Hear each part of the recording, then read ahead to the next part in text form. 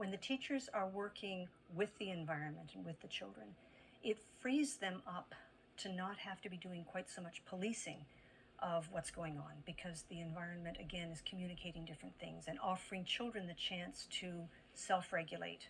There were teachers in a program that I was working with that had really wanted to start doing some documentation with children. They thought this is a great thing for us to do in our context. And they thought, well, we'll get an audio recorder and we'll just start recording conversations. So they did that. They set it on the table and had what they thought was a beautiful conversation with the children. And then later went out and were going to listen to this and transcribe it and think about it. And they couldn't hear the conversation because the noise level in the room in general was so loud that they couldn't hear. They hadn't noticed that because we cope. And children cope as well. It's stressful, a lot of noise, especially when it's not focused on something, causes stress in us. So they realized that they had just been coping on an ongoing basis with a very loud room. And so it was a real wake up to them to recognize that somehow this environment was teaching the children to be really loud, to be running around a lot. There was a lot of frantic activity.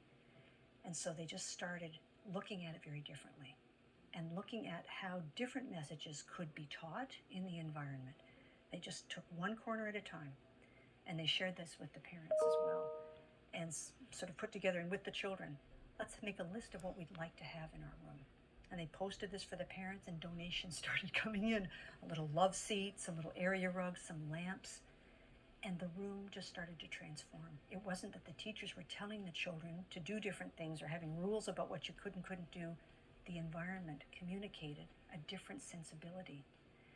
And I remember walking into that room a few weeks later, and there were a couple of children on the love seat having just a great chat about things. There were children who were much more focused. The noise level was lower, but not because people were saying, shh, use your inside voices. There were softer surfaces, there were plants, there were interesting things for the children to be looking at and spending time with. The children were helping each other and supporting each other in focus. So the teachers then, I remember talking to one teacher who said she was stunned one day when she thought she would like to do some videotaping in the room just to get that sense of what's going on. But she assumed she'd have to keep putting the camera down to go and do things and pick it up again. She said she realized she'd run out of battery before she had to do that. And a half an hour had passed and she hadn't been needed to go because they had been thoughtful about the environment and what its messages were, and how complex and engaging the materials were, how they invited collaboration to use, so children were working together and helping each other and not needing the teacher in that role in the same way. So it's something for us to, I think, strive for, because it liberates us from things that we probably don't really want to do in the first place. The putting out of fires, the constant sort of nagging of children about following rules or whatever. If the environment is working with us, that whole context is welcoming and rich, then it frees us to do the very things that we, I think, want the most to do.